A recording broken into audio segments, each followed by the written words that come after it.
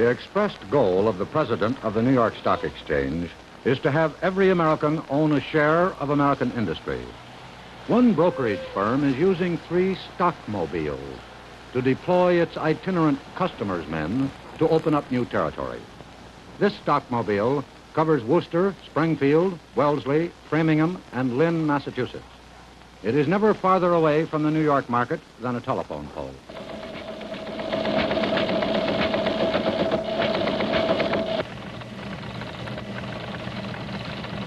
I was thinking of United Shoe mostly. I haven't had a chance to look at it yet, though.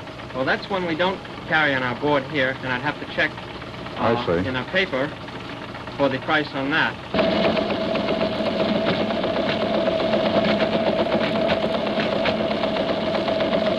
Bob, how will this recent rise in the margin requirements affect my account now? The 50% margin requirements on purchases made before the directive will not be affected, but any purchases made after the directive came out will require 60% margin. Anytime you're in any of those cities, be sure to stop in, Fine. say hello, see what the market's doing. That's very interesting. I'll look for you in Lynn, though, next Friday. All right. Thank you. Not at all, sir. Glad to have met you and stop in anytime. Well, it seems to be holding on to its gains. The steels are up, the oils are up, the chemicals are up. Everything seems to be in proper order today. Well, if anything unusual happens, let me know, will you? I certainly You will, get my Mr. phone Weller. number, don't you? I do. Thank you very much for coming down. Look, why don't you take this growth stock book home with you? Some winter nights you can look it over. Thanks a lot. Some good ideas in it.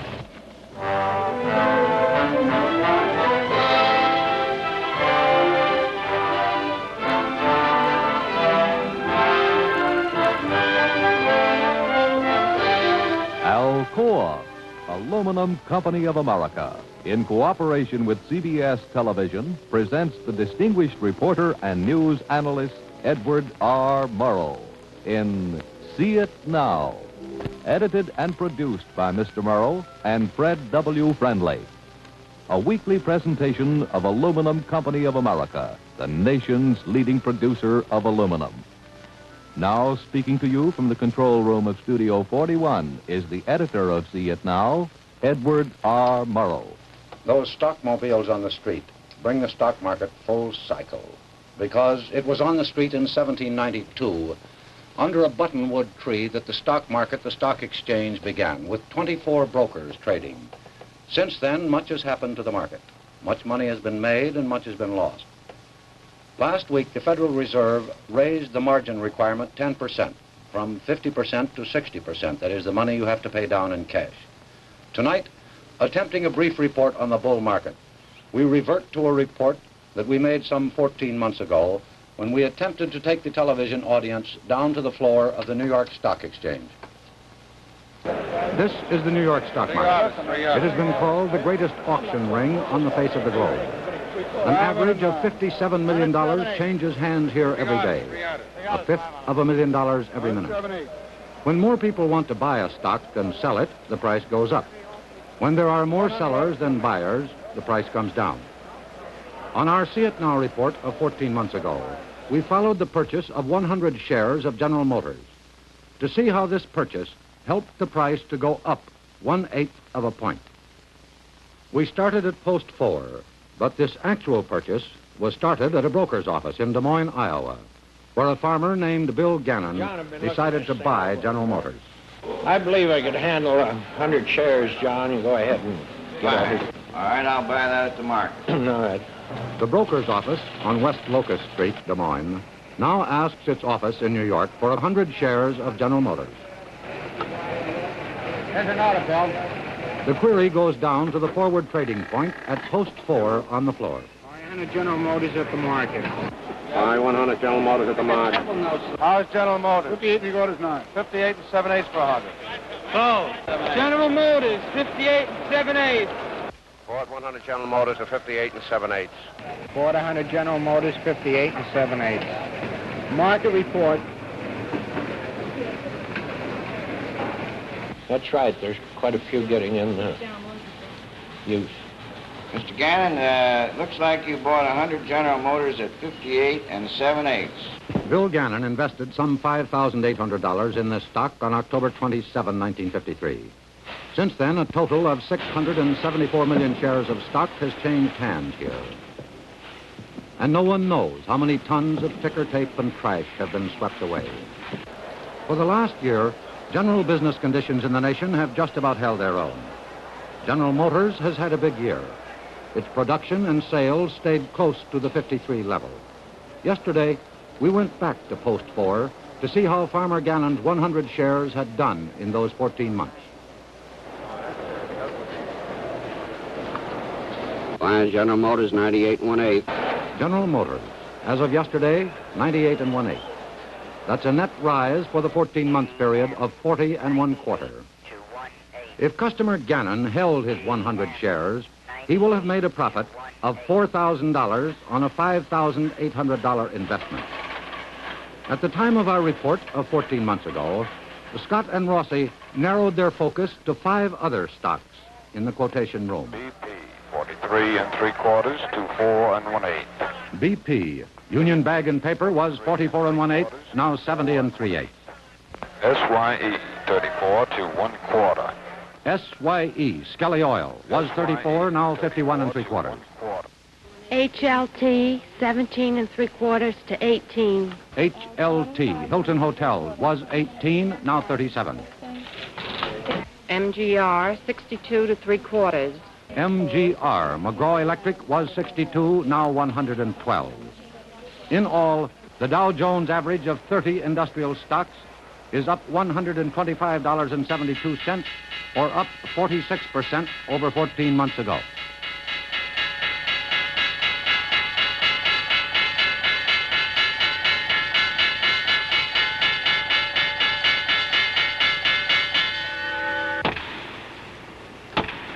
The market closed at 3:30 this afternoon. Trading will begin again at 10 o'clock tomorrow morning. The losses of last week have pretty well been restored, and the bull market continues. Immediately following this message from Alcoa, we'll take you to a seminar on the stock exchange at Columbia University, and then to the office of a United States senator whose committee is going to investigate the exchange. Time now for Alcoa. A dream bus of the future? No. This striking 43-passenger Greyhound Cena Cruiser is already on the highway. Soon, 500 of them will be in service throughout the United States.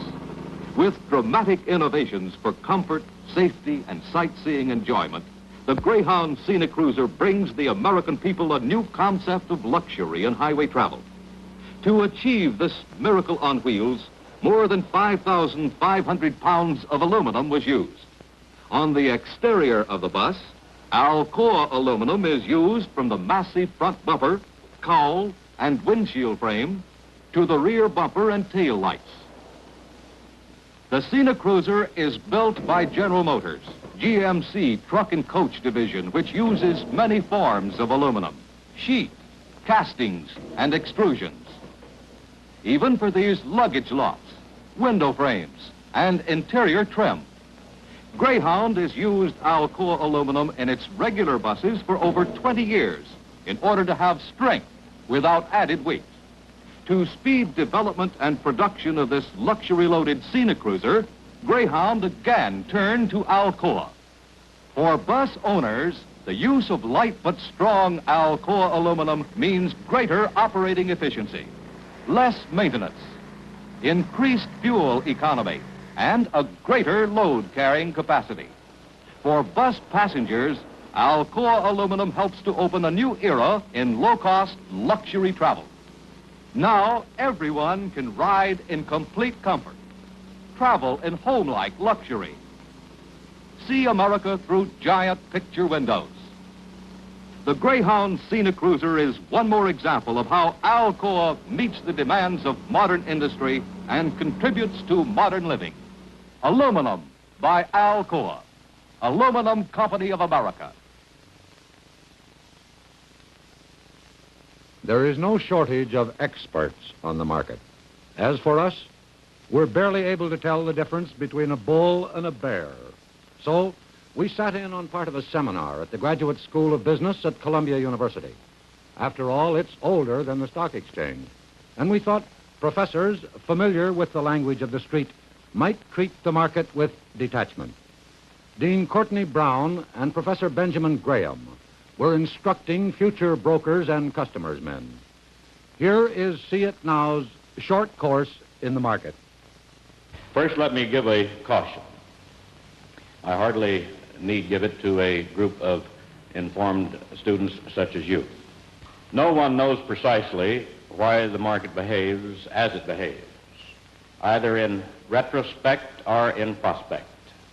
The best we can do, as you all know, is express informed judgments. But it is important that those judgments be informed. We do know that there has been a substantial rise. That rise has been going on for a number of years, particularly since the middle of 1953. And we do know that the rate of that rise has been very rapid, uncomfortably like that of the 1928-29 period. It has resulted in a lot of comparisons being made in the press. Moreover, the present level of stock prices, as measured by the Dow Jones averages, is about equal to, indeed a little above, the peaks of 1929. A number of explanations have been advanced regarding the stock market rise that suggest it may reflect a return to inflationary conditions. This doesn't seem to me to be very convincing. First, because there is no evidence of inflation in the behavior of commodity prices, either at the wholesale or at the retail level. And there hasn't been over the past year and a half. Extraordinary stability in the behavior of both indexes. There is so much surplus capacity around in almost every direction that it's hard to conceive of a strong inflationary trend reasserting itself at this time. Still another explanation is that the stock market has gone up because there has been a return of that kind of speculative fever that has from time to time in the past gripped the country. The Florida land boom, the 1929 stock boom, they've occurred in history, as you know, all the way back from the tulip speculations in Holland. I suspect there's a certain element of truth in this one. However, it doesn't seem to me that it gives us too much concern, because there has been no feeding of this fever by the injection of credit. I think it is important for us to observe that the amount of loans, brokers' loans made to brokers for the financing of securities of their customers that have been bought on margin, are less than $2 billion at present. In 1929, they were in excess of $8.5 billion. And there is now a larger volume of securities on the stock exchange. Gentlemen, Professor Graham will pick up the story at that point. One of the comparisons that's interesting is one not between 1929, which is so long ago, but 1950, which is only a few years ago. It would be very proper to ask, why are prices twice as much as they are now when the earnings of companies, both in 54 and probably in 1955, are less than they were in 1950? Now, that is an extraordinary difference. And the explanation cannot be found in any mathematics, but it has to be found in investor psychology. You can have an extraordinary difference in the price level merely because not only speculators, but investors themselves are looking at the situation through rose-colored glasses rather than dark blue glasses. It may well be true that the underlying psychology of the American people has not changed so much, and that what the American people have been waiting for many years has been an excuse for going back to the speculative attitudes which used to characterize them from time to time. Now, if that is so, then the present situation can carry a very large degree of danger to people who are now becoming interested in common stocks for the first time. It would seem, if history counts for anything, that the stock market is much more likely than not to advance to a point where of real danger. You've said that stock prices now are not too high, but that you fear they will go higher. Well, then are you recommending a decline? Well, May I defend you on that? Yeah, go right ahead. Those who have watched the security market's behavior over the years have become more and more impressed with the fact that stocks always go too high on the upside and tend to go too low on the downside. The swings, in other words, are always more dramatic and more, the amplitude of change is greater than might normally be justified by an analytical appraisal of the values that are represented there. I think what Professor Graham had to say was that his analysis of a series of underlying values would indicate that the stock prices are just about in line with where they might properly be. However, from experience, that would be the least likely thing to happen, that stocks would just stabilize right here.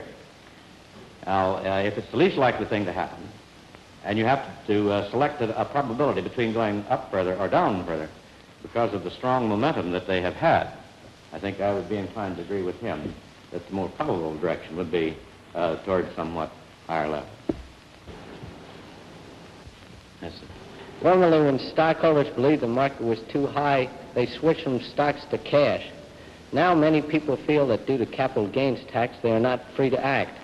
They are what you might say locked in. What effect does this have on the stock market in general? Yes, there's no question about the fact that it does discourage some sales that might otherwise be made, because one selling stocks and trying to replace them would have to replace them at substantially lower prices to come out even after paying the capital gains tax. However, that's not the only reason people are reluctant to sell stocks and buy bonds. Stocks are still yielding about 4.5% on the basis of current dividend payments, whereas bonds of prime quality are closer to 3%. Here again, we find a contrast with the situation in 1929, when stocks were yielding about 3.5% and prime bonds closer to 5%. In addition to raising margin requirements, should the federal government take other measures to check a speculative boom in the stock market, and which method is the better? My own opinion would be that the Federal Reserve should first exhaust the possibilities of raising the margin requirements to 100%, and then consider very seriously before they imposed other sanctions. If needed. If needed. What is the significance of the broadening public participation in stock purchasing and ownership? There are probably two elements there that are important. One, the broadening participation of the public in stock purchases is one measure of the degree of speculative fever that we were talking about before. However, subject to that being controlled, and I believe that it can be controlled, as Professor Graham has indicated, but over and above that, there is a broad social significance to that, it seems to me. What it in essential terms means is that the ownership of American industry is being more widely dispersed among more and more people. This has very favorable repercussions in terms of our political and social life. This question concerns the so-called Wall Street professional. Are Wall Street professionals usually more accurate in their near or long-term market trends, forecasts of stock market trends? If not, why not? I said you say that they are more often wrong than right on their forecasts? What I mean is, are they more accurate in the shorter term than the long-term forecasts? Well, we've been following that interesting question for a generation or more, and I must say frankly that our studies indicate that you have your choice between tossing coins and taking the consensus of expert opinion, and the results are just about the same in each case. Your question as to why they are not more dependable is a very good one and an interesting one, and my own explanation for that is this, that everybody in Wall Street is so smart that their brilliance offsets each other. And that whatever they know is already reflected in the level of stock prices pretty much, and consequently what happens in the future represents what they don't know. Yes, sir. Would you kindly comment on an item appearing in the newspapers to the effect that while 45% of buying today is on margin, only the money borrowed is equal to only 1% of the value of listed stock? The amount of trading on the stock exchange is a very small part of the total value of all the securities that are listed thereon. And when you say that the total amount of borrowing on margins financed by brokerage loans is only 1% of the value. It still is it is a reconcilable figure. You can't reconcile it unless you have the detailed data with you, but it isn't incompatible in any way. I might add a point on that, Dean Brown, and that is that the slow increase in brokers' loans as compared with 45% marginal trade would indicate that a good deal of the marginal trading is between people who are taking in each other's washing. That is, the marginal buyers are buying from sellers who were previously on margin. And that's why the rate of growth of brokers' loans is so much smaller now than it had been in the 1920s, when I think a good deal of the selling had come from long-term owners and really smart people who were selling out to the suckers. I want to raise a point of argument here on this question of inflation. It seems to me that you're correct in stating that there's been no inflation in '54, but there also appears to be several long-term inflationary points in the economy today. These, I think, are the deficit spending that's supposed to be continued by the government, the easy money policy, which is expected to continue, the question of increased union wages, the talk about increased minimum wage, and the talk about a guaranteed wage. All these, and on top of this, the road program of $101 billion, which the government has just announced. These seem to me to be long-term inflationary things in the U.S. economy, and I wish you'd talk about these. Well, that's a question that has a good many angles on it. Perhaps we both better try it. Professor Graham, why don't you take the first crack? Well, I think there are two answers to that in my mind. The first is that acknowledging that there are inflationary elements in governmental policy as it's now being carried out, it may be argued that those are just necessary to keep things on an even keel, because without them, we might have some inbuilt deflationary factors in the way business operates through increased productivity, capacity, and so forth. I've been impressed with the possibility of labor costs as an inflationary factor. But a rise in wages does not necessarily mean a rise in labor costs. It depends upon the relationship of the rate of change in wages and the rate of change in output per man hour, or productivity. Now, if wages are related to productivity, as you know they were in the General Motors contract, there is no necessary inflationary consequence to be anticipated. However, apart from that, it's entirely possible that if wages go ahead faster than changes in productivity, there could be a seriously inflationary factor. On the basis of your recent answer with regard to the psychological impact of the present condition of the market on the small investor, do you discount the entire theory of dollar averaging? I think there's no doubt, but accepting your premise, the man will put the same amount of money in the market year after year for the next 20 years, let's say, that he has a great chance of coming out ahead regardless of when he begins, and particularly regardless if he should begin now. You have to allow for the human nature factor, that no man can really say definitely just how he's going to behave over the next 10 to 20 years. And there is danger that people who start with the idea of being systematic investors over the next 10 to 20 years may change their attitude as the market fluctuates. In the first instance, put more money into the market because they become speculators, and secondly, get disgusted and scared and don't buy at all later on when prices get low. It's a psychological danger. The fault is not in the stars or in the system, but in ourselves, I think. That was a glimpse of a seminar examining the stock market at Columbia University. We move now to Washington, where Democratic Senator William J. Fulbright has announced that his Banking and Currency Committee will conduct an investigation of the market. Senator Fulbright, why is your committee going to investigate the stock market? Well, Mr. Morrow, there are two principal reasons. One is that my committee has jurisdiction over the subject matter through its control and responsibility for the SEC. The second reason is that the unusual increase during the last 12 to 18 months in the level of prices would seem to warrant a study at this time.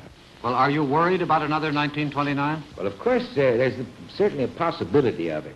This situation is reminiscent of 1929. We know the Great Depression in the early 30s was heralded by the tremendous increase, the great rise in the stock market, and then the great drop And that's unsettling to the whole economy, and it frightens people. It causes great harm to people on fixed incomes and so on. And another thing about it is that the greatest criticism of our system and our economy by our enemies, especially the communists, is the instability of our economy and the wild fluctuations. And we should endeavor to minimize those fluctuations. Now, I don't know all the reasons involved in this. That's why we're going to have the study. But the objective is to inform the Congress and inform the people as far as we can about the conditions that now exist, and we would then hope to be able to develop some remedy for it, some way to control these wild fluctuations. I confess, with what limited knowledge I have, it does disturb me because it has gone up for such a long time and to such a great extent. I think far beyond what the conditions in the country itself warrant. I happen to know of my own knowledge that in the agricultural areas in the Southwest, we are having a very severe depressed period. There is no boom in the agricultural areas, the rural areas of the West and the Southwest, so that most of this boom is concentrated in the market, and I think it is unhealthy, but I'm unwilling to take a dogmatic stand now. That's why, as I say, we'll have the study. Well, Senator Fulbright, I think you have referred to this as a friendly investigation. What exactly is a friendly investigation? Well, what I meant to convey is that I have no knowledge nor even suspicion of wrongdoing, manipulation, or anything of that kind in this increase. And I approach it in a friendly spirit, in the spirit of trying to find out for the information of the country and of our committee and of the Congress what has been taking place. And I'm not approaching it with the idea that we're going to reveal a lot of wrongdoing. The stock exchange hasn't been investigated for 20 years, but it remains the subject of curiosity and concern as to whether what is good for the exchange is good for the country and the people who live here. There have been no official charges that it has been rigged or manipulated, but rather the question of whether or not the market is healthy. There is wide disagreement amongst the experts as to why the market behaves as it does, but there is considerable agreement that it behaves the way it does because people behave the way they do. Good night and good luck. For the gift to be remembered, for lasting beauty and heirloom quality, give Hall Light cooking utensils, created by Wherever. The gleaming copper-colored covers always stay bright and shining. They never tarnish. They never need polishing. Hall Light utensils are made of an extra hard, thick alloy that keeps its sparkling beauty. Each Hall Light pan and each copper-colored cover has its own transparent leaf hanger, so they can be hung like pictures to create different and attractive wall arrangements. With friendly-to-food Hall Light utensils, the cooking heat spreads quickly and evenly, not only over the entire bottom of the utensil, but up the sides, too. For that gift of a lifetime, give the most beautiful and the most useful cooking utensils in America today.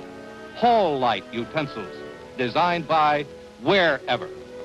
Aluminum, from the ever-expanding facilities of America's foremost producer, Alcoa, Aluminum Company of America. See It Now, like the I Can Hear It Now record albums, is edited and produced by Mr. Morrow and Fred W. Friendly.